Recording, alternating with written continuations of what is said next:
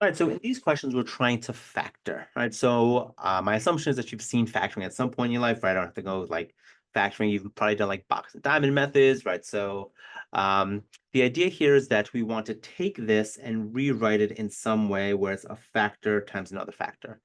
A lot of factoring is recognizing patterns. And first thing we always want to do is see, can we pull out any greatest common factors? So I have x squared, I have no numbers in front of it, and I have a 25. There's nothing that x and 25 share that can be put out, so we're just going to try to start factoring. So we have two terms here separated by subtraction. This is usually an indicator that a difference of two squares is the way to go.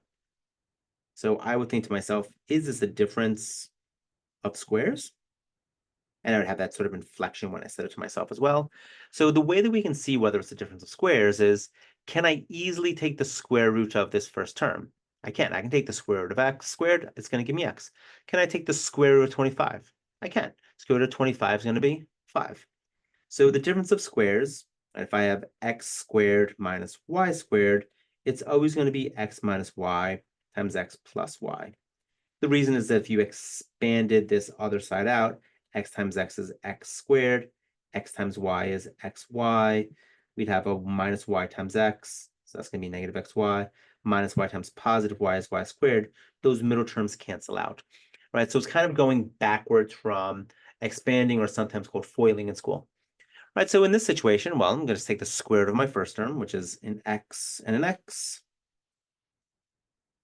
Going to take the square root of my last term, which is a 5 and a 5. There's no reason that 25 has to be a perfect square. This could be x squared minus 26. You get the square root of 26 there. One of these factors is positive, one's negative, and that's fully factored expression. Notice that this doesn't solve anything, right? So sometimes students will go too far. Factor each expression, it's not solving anything, right? So we're done at that point. So in this equation, right, so we would look at this and say, well, can I pull anything out?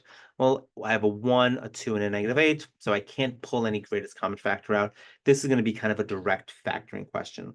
So there are a lot of different methods. Again, a lot of schools kind of teach like box and diamond methods. Some schools teach direct factoring. I'll do this one with direct factoring.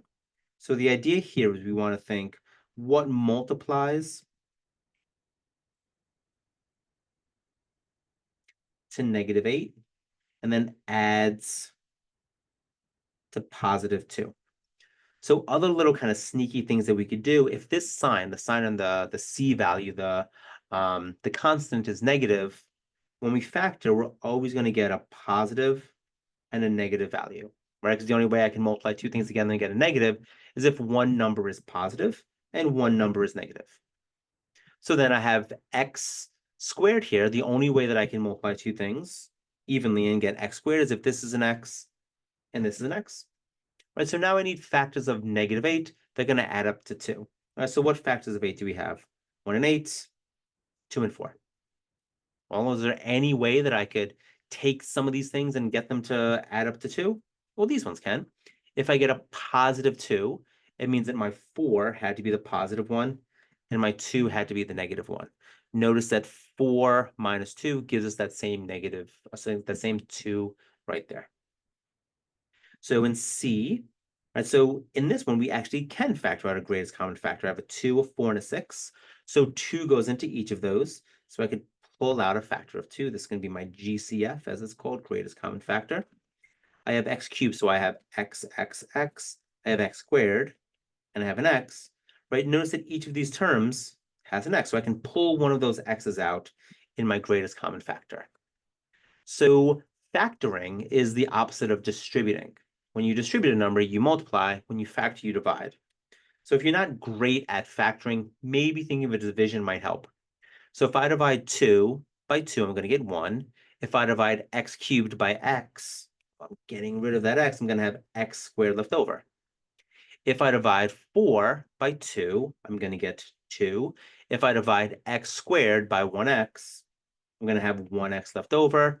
If I divide negative 6 by 2, I'm going to get negative 3. If I divide x by x, well, I'm going to get 1. 3 times 1 is 3.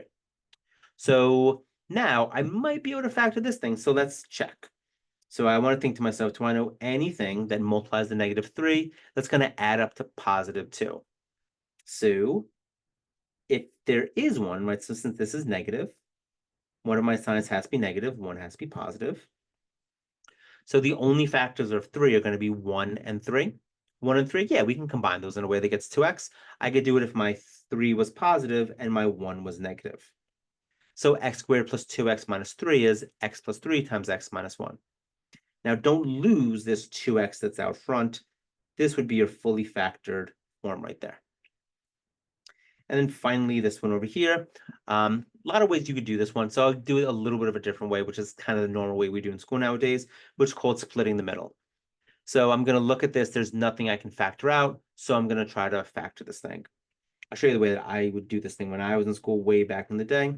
So this kind of like split the middle, sometimes called AC method, is we want to multiply this to a -9 to get -18.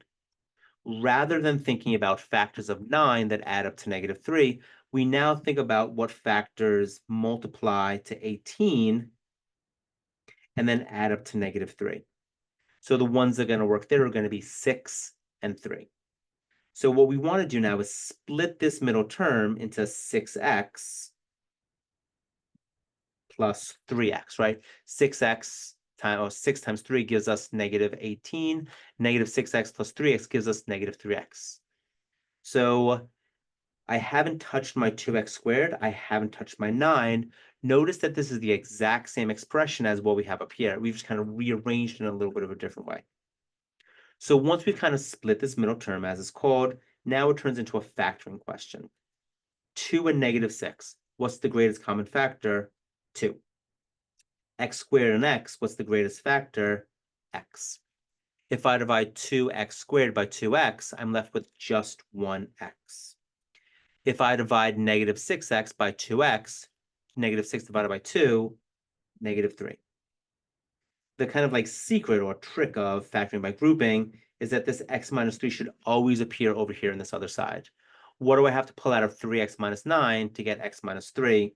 I have to pull out a factor of 3, positive.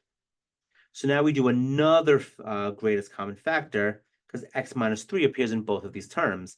I can pull it out, and what's left over? 2x plus 3. So that would be the factored form of this expression over here. The way that I would do this question, or the way that I did this thing when I was back in school, was kind of like almost like a guess and check with direct factoring. Right? So I would do this question as, okay, well, I know I'm going to have a 2x and an x here. If I need things that multiply to -9 and multiply to -3, I have to keep in mind that one of those values is going to be multiplied by 2 if I were to expand this out. So I would say to myself, hey, what do I know goes into 9? Either a 1 and 9 or 3 and 3. Well, there's no way that I can multiply either 1 or 9 by this 2 and then add them up and get a -3. So that's out of there. So then it has to be a 3 and a 3. So then since I want this 3 in the middle to be negative, well, I'm going to multiply 2 by -3 to get -6 and x by +3 to get +3. Right, so that was the way that we would do it. It's one of these things that, maybe I'm just an old person at this point. When you practice this, I think this is quicker and easier to do. I think it's better for like working memory and long-term math, but this is kind of like an algorithmic, just do these steps and you get an answer kind of way. So whatever you like better.